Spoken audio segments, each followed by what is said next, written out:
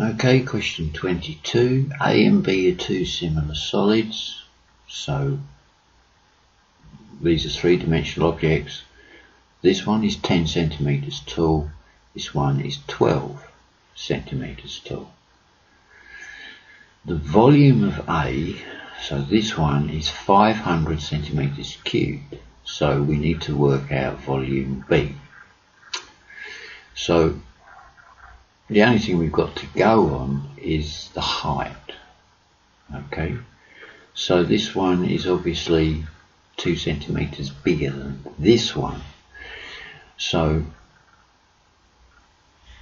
if I say that the bigger one is 12 and the smaller one is 10, this gives me 1 2/10, which is 1 1/5.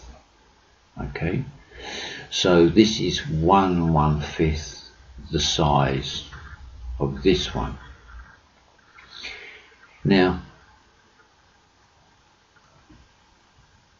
what I need to do is that because it's a three-dimensional object, the height is 1 1/5 of this, but the depth is also going to be 1 1/5, and the width is also going to be 1 1/5 bigger.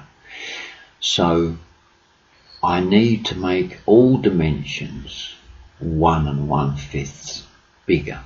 Okay, now to do that with fractions is a little bit more difficult. So if I change this to a decimal, 1.2,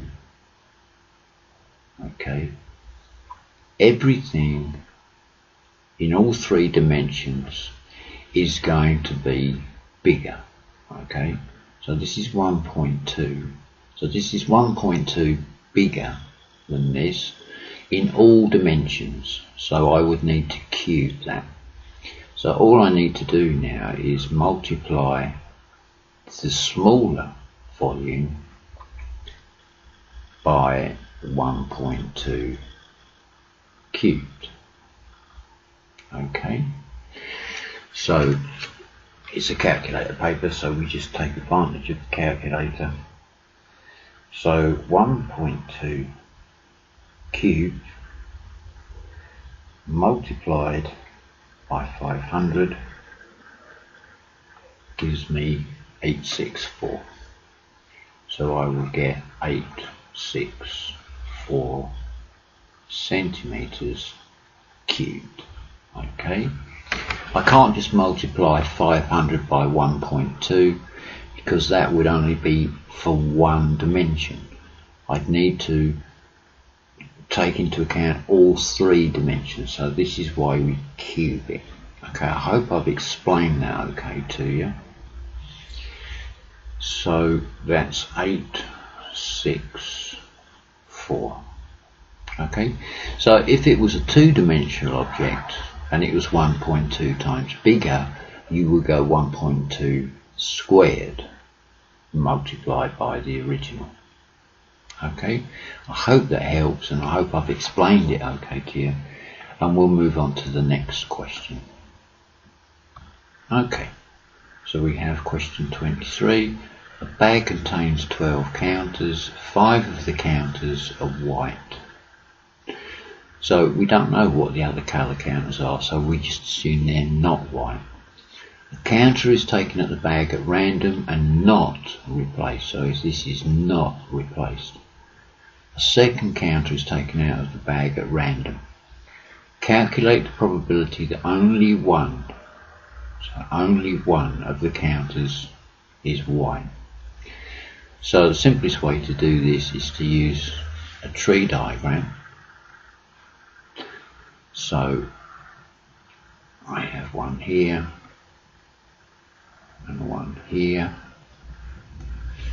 Okay, so I would say this is white and this is not white. Okay, so that would be my first choice. I would then make a second choice, Okay.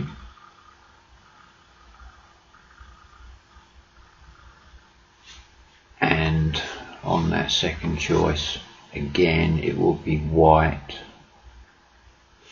and not white. So I have white, not white, white and not white. So going back to the question, 5 of the counters are white. So 5 of the 12 counters are white. Now all probabilities add up to 1. So 7 of the 12 counters are not white. Now if I'd have chosen the white counter on the first go, I'm not replacing, so I'd only have 4 white counters left, and there would only be 11 counters left in the bag. All probabilities add up to 1, so not white would be 7 over 11.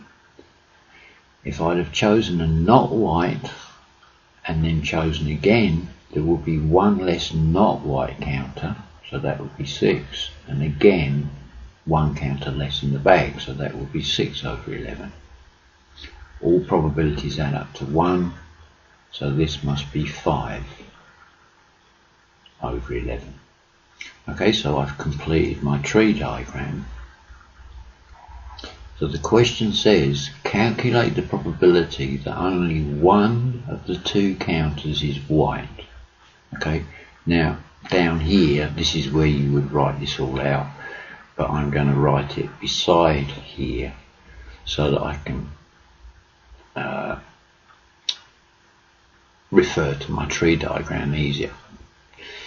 So at least one of the counters, or only one of the counters, can be white.